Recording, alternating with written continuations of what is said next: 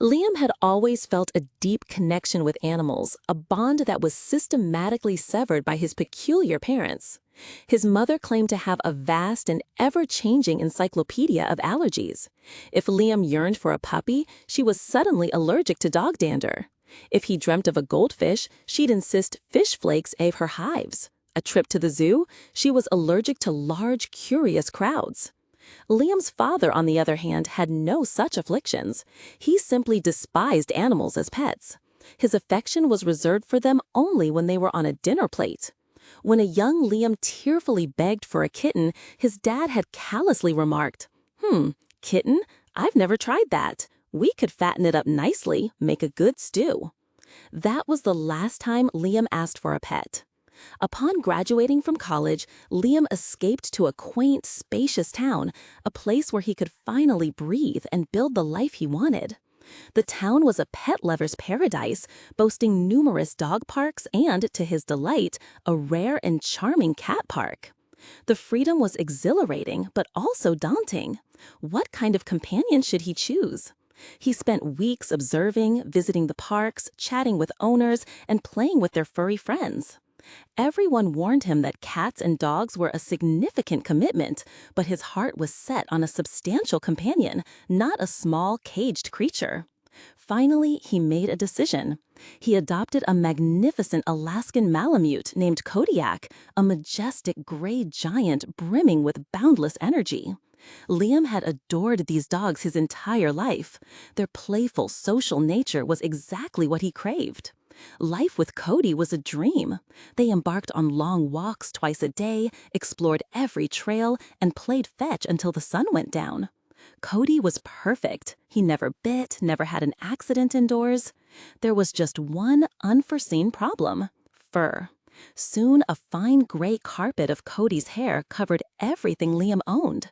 And as he tried to clean it, a familiar tickle started in his nose, followed by relentless sneezing.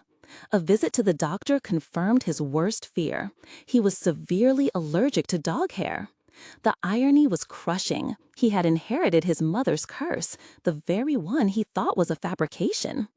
He tried to power through it, hoping his body would adapt, but the allergies only intensified.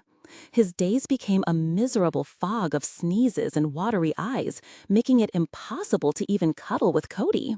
With a heavy heart, he found a loving family just down the street, one without allergies and with a big yard where Cody could thrive. That night, Liam cried himself to sleep, the silence of his apartment deafening, but for the first time in weeks, he didn't sneeze. Undeterred, he pivoted. A cat was the next logical step.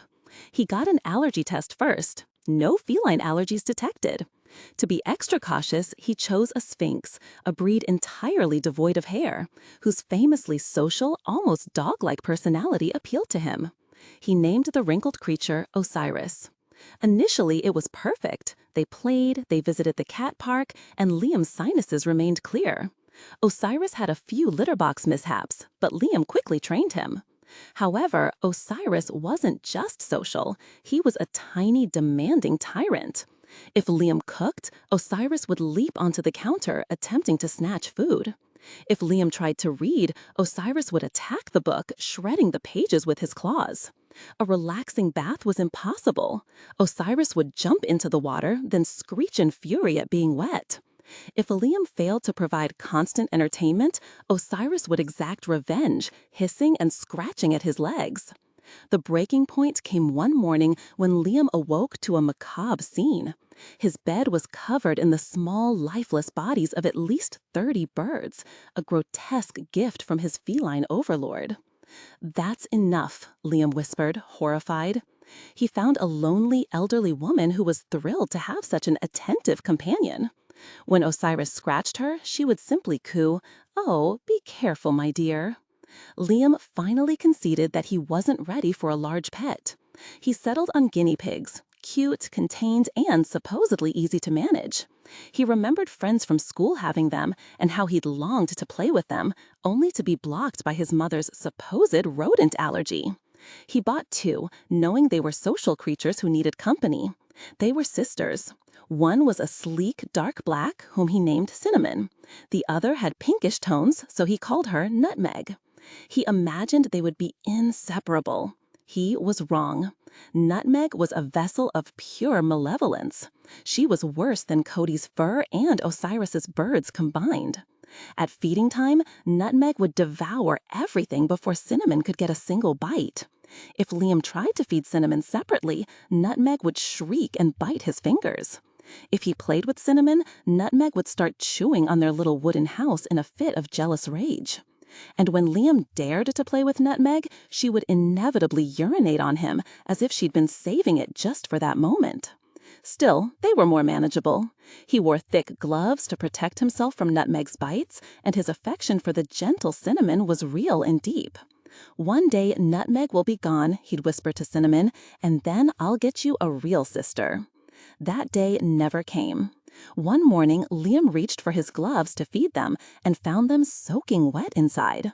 Nutmeg had somehow peed in them. He sighed, no longer trying to comprehend her capacity for evil. After washing his hands, he went to their enclosure. The little wooden house was stained a horrifying, vibrant red. He thought it was paint at first, but then he saw her. Nutmeg's mouth was smeared with blood. Beside her lay what was left of Cinnamon's body. Nutmeg had eaten most of her own sister. Blood was everywhere, on the walls of the house, in the food bowl. A wave of nausea washed over Liam. He noticed the latch on their door was broken. Nutmeg had somehow forced it open. The most chilling part wasn't the lock, or even the gruesome act itself. It was that Nutmeg could have escaped. She could have run free into the woods, but she chose to stay. She wanted Liam to see her masterpiece. She wanted him to know what she was capable of. She wanted him to be afraid.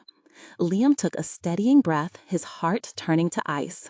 He calmly walked over, picked up his phone, and dialed the police. 5 years later, Liam was a respected local business owner.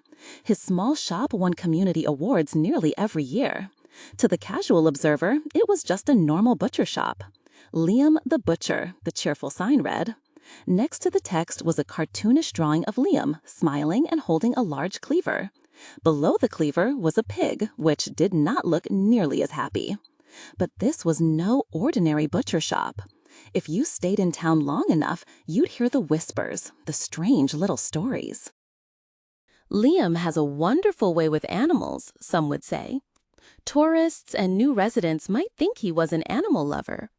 People often brought their pets by the shop to chat with him, but it was always pets with problems, aggressive dogs, destructive cats. Liam never touched the animals, but he would listen intently, his hand resting on the handle of his big knife. When he knew a customer well and they were alone in the shop, he'd lean in conspiratorially. "I'm trying out a new line of specialty meat," he'd say with a knowing smile. "Come with me to the back room. Oh, and bring your little friend." Strange things happened in that small town. The Petersons had a dog, Buddy, who had a terrible habit of ruining their beds. The children adored him, but the parents were at their wits' end. Then one day, Buddy ran away while the kids were at school. A town-wide search turned up nothing. The children were inconsolable. "Don't you worry," Mrs. Peterson said, trying to comfort them. "I'm sure we'll see Buddy again somehow. I stopped by the butcher's today and got some lovely steaks for dinner. That will make everyone feel better." Occasionally, Liam's mother would call to ask how the business was doing. "You've changed, you know," she said during one call.